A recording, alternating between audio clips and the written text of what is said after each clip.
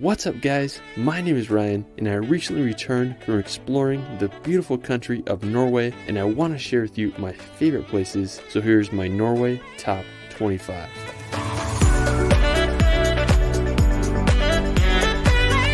Norway has to be one of my all-time favorite countries. From the jaw-dropping fjords of western Norway to the sea mountains of Lofoten, Norway offers some of the world's most unique landscapes. I just can't get enough of this country. Now let's start this video off at Geirangerfjord. Now located about a 6-hour drive from Oslo, Geirangerfjord is one of Norway's most popular destinations. The fjord is over 260 meters deep and surrounded by massive mountains. Now one of the most spectacular features of the fjord is the Seven Sisters waterfall. It consists of 7 separate streams that descend 410 meters to the water below. The best way to see the fjord is by boat. Some people arrive by cruise ship, but you can also take a ferry or tour boat to show you around. This is by far the best way to witness the waterfalls and majesty of the fjord. Now the main reason I wanted to go to Geirangerfjord was to visit Skageflå. It's this historic farm built on a cliff 270 meters above the fjord. Now you can only access the hike by taking a ferry over. It cost about $50 per person and the ride had some amazing views. Now when we got off the boat, the hike was no joke. It just goes straight up the mountain where you get some amazing views on your way up. When you reach the farm, you'll feel like you're in a fairy tale. The cabins are covered in moss-covered roofs and the views you get up there are just astounding. I'm just jealous of whoever owns those cabins. Farmers used to live here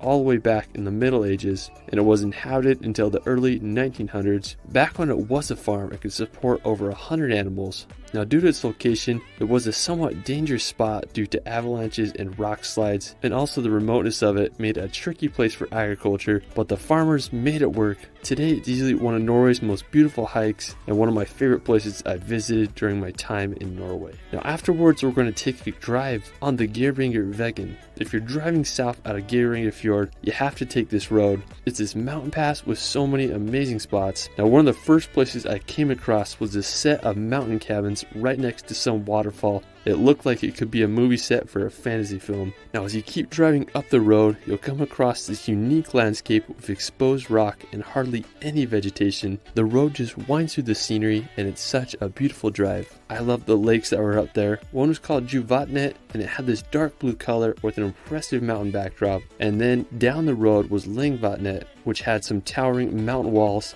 On the drive there's just so many cool lookout spots. One of the most impressive is the Geiranger Skywalk. It's the highest fort view in Norway and it costs about $25 to access. Now after we're going to head to Stryn. Now it's about an hour-and-a-half drive from Geiranger. We stayed here several days and it's this beautiful village with this serpentine river that winds through the valley. What's great about Stryn is that it's close to so many places. One of my favorites is Lovatnet. It's located just 20 minutes from Stryn and it's this glacier lake with a distinct turquoise water and has an incredible backdrop of the mountains. Now when we were there, we drove to the other side of the lake to this place called Oldevatnet. Now there was this insane waterfall called Romsdalen that was easily one of my favorites that I saw in my time in Norway. Now while Lovatnet is stunningly beautiful, the lake has had its fair share of tragedies over the last few centuries from landslides. Now right next to that waterfall I was talking about, in 1905 a massive rock from the Litlefjellet mountain came loose and fell 500 meters where it hit the water, and it caused a tidal wave that wiped out some villages completely off the map. Despite this history, Lovatnet is a place you gotta visit. It's hard to match the beauty of this Norwegian lake. Now right next to Lovatnet is another glacier lake called Oldevatnet. Now I thought this area was incredibly beautiful. I love driving around the lake's edge. Now if you go to the very end, there's some impressive glaciers and waterfalls. There was this waterfall called Vollefossen that I thought was so impressive, and you can also hike to this glacier called Briksdalbreen. It's about a 5-kilometer round trip hike, and on the way you'll experience waterfalls and incredible views of the Briksdals glacier. Now afterwards we're going to visit this mountain called Eggjenibba. Now it's located about an hour's drive from Stryn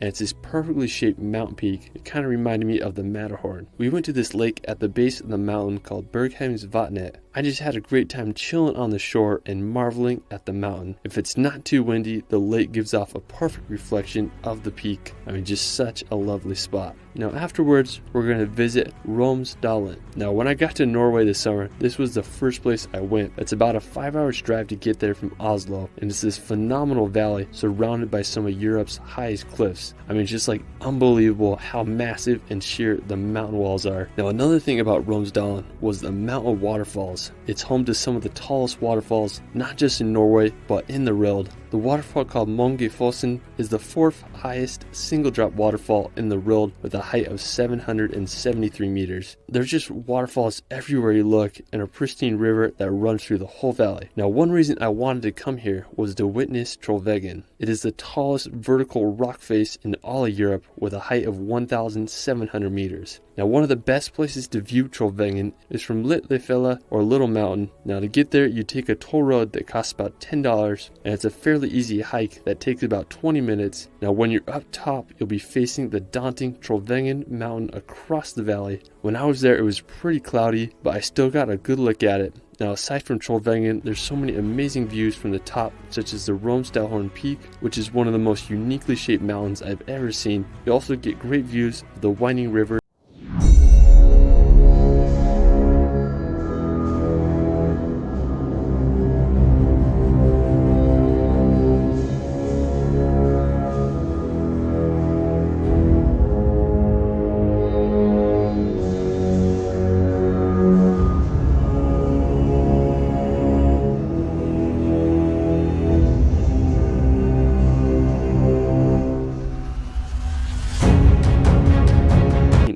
To build. I thought driving on it would be a little sketchy, but it wasn't too bad except when you're passing a bus or two. Now one thing I love about Trollstigen is its waterfalls. There are 2 of them. My favorites was Stigfossen. It's 320 meters high and it has this arch bridge that passes over it. Now on top of Trollstigen there's this really cool visitor center and a lookout point. It's just like a short 5-minute walk and you'll be able to get panoramic views of the road and all its turns. It was really cloudy when I was there, but that just added to the magic of the location. Norway sure knows how to make good roads. Now another one of Norway's most famous drives is the Atlantic Ocean Road. Now the 8.3 kilometer road runs over an archipelago of islands. The Atlantic Ocean Road was completed in 1989. It's made up of 8 bridges and 4 resting places and viewpoints. The route is an impressive feat in engineering and it won the Norwegian Construction of the Century Award. So if you decide to do a Norway road trip, you have to take a drive on this scenic road. Afterwards, we're going to head down to southern Norway to Lysebotn to drive down another Norwegian road. Now Lysebotn is this small village that's about a 3-hour drive from Stavanger. Now what I think is so scenic about Lysebotn is the road that leads down to it. Now when I first saw pictures of it, I just couldn't believe it. It consists of 27 hairpin turns that descend down the fjord to the village below. When you're at the bottom, you'll be amazed by the surrounding walls of the fjord. Now after, we're going to head over to the nearby Pulpit Rock. Located in the same fjord as Lysebotn, Pulpit Rock is a famous flat-top cliff with a straight drop of over 600 meters. To get there, you can park in the base camp and make a 6-kilometer hike. The rock can get super packed, so if you want to avoid the crowds, wake up early and get to the rock to enjoy the sunrise. Now after, we're going to do another hike to the iconic Trolltunga. Now located about a 6-hour drive from Oslo, Trolltunga is possibly the most famous rock formation in Norway as it shoots out over 2,000 feet from the lake below. Trolltunga is definitely one of the hardest hikes you'll ever do. It's a 28-kilometer round-trip trek that takes anywhere from 8 to 12 hours to do. While it is extremely strenuous, it's hard to beat the views of Trolltunga. Afterwards, we're going to visit some of Norway's most beautiful cities, starting with Bergen. Located on Norway's southwest coast, surrounded by fjords, Bergen is one of Norway's most charming cities. Bergen was founded back in 1070 thanks to its maritime trade domination. Bergen was the largest city in Norway until the 1830s. Today, it's famous for its colorful wooden houses on the old wharf. You can hike the Fløyen mountain to get some amazing panoramic views of the city. After Bergen, we're going to visit Ålesund. Now located about a 7-hour drive from Bergen, Ålesund is one of Norway's most prominent fishing towns built on a uniquely shaped archipelago. Similar Similar to Bergen, it's home to beautifully colored buildings perched right against the ocean. Now to get one of the best views of the city, you can go up to the Byrampen viewpoint or Mount Askell lookouts. Both will give you incredible panoramic views of the fjord and archipelago. If you go to Ålesund during the winter months, you might be lucky and witness the stunning aurora borealis as it dances across the Norwegian sky. After, we're going to visit Norway's capital, Oslo. Located on Norway's southern coast, Oslo was founded at the end of the Viking Age during the 11th century. Today, Oslo is one of Europe's fastest growing cities. I love all the modern buildings and museums throughout the city. The Oslo Opera House is an impressive piece of architecture that resembles an iceberg. It was completed in 2007 and features slanted marble and granite that slide down to the water. After Oslo, we're going to head up to northern Norway to visit Tromsø. Now, when you look at Tromsø on a map, it's wild to see how high up it is. It's the northernmost city in the world with a population over 20,000 people. Tromsø and the area around it is one of the best places in the world to witness the northern lights. Now from Tromsø, there's a lot of cool places you can visit. You can go to the Lyngen Alps, which are about an hour and a half away, and hike to the crystal clear Lovatnet lake. Now one interesting place in northern Norway is Nordkapp, or the North Cape. It's the northernmost point in continental Europe and stands upon a 370 meter cliff that dives into the sea. Now to get there, you can make the 9-hour drive from Tromsø, or you could also fly into Henningsvær or the Alta airports. It's a journey to get there, but it sure is worth it. After, we're going to cross the Barents Sea to visit the world's northernmost inhabited area, Svalbard.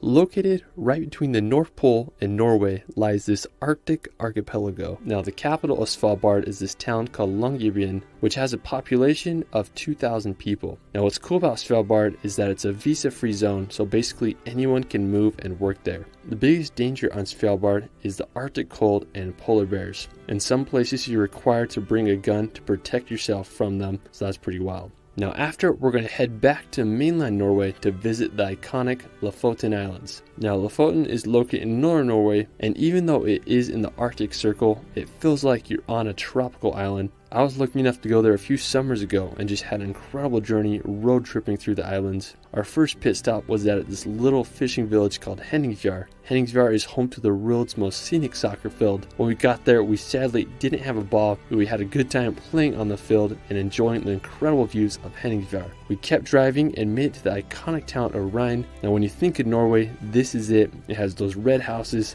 surrounded by massive sea mountains. I'd have to say this is the most beautiful town in Lofoten. Now when I was planning my road trip to Norway, I remember just seeing pictures of this place and I couldn't believe it existed. If you want to do an amazing hike, I recommend hiking to Kvalvika beach. It's about a 4-kilometer round trip trek, and I promise it's worth it. When you get to the beach, you're going to be amazed by the landscape. It has mountains that remind me of Switzerland, an ocean that looks like the Caribbean, and it's green as a tropical island. I mean, I just can't believe places like this exist, especially in the Arctic Circle. Now afterwards, we're going to head to Saltstraumen to witness one of the world's largest whirlpools. Now located about a 3-hour ferry ride from the Lofoten Islands, Saltstraumen is a natural wonder with over 110 billion gallons of water passing through the strait every 6 hours, making it one of the strongest currents in the world. One of the coolest features of Saltstraumen is the whirlpools that the changing tides make. While they aren't whirlpools that you'd imagine from movies, these whirlpools can get over 33 feet in diameter with a depth of 16 feet when the current is at its strongest. You can take a boat ride through the current or can witness the whirlpools from the ridge above. For our final destination, we're going to visit the magical island of Senja. Senja is located above the Arctic Circle and is Norway's second largest island. The reason I wanted to go to Senja was I wanted to hike to this sea mountain called Skageflå. So I drove to this town called Fjordard and got to the base of the hike, eventually made it to the top, and was just baffled by the views. The rock formation rose hundreds of meters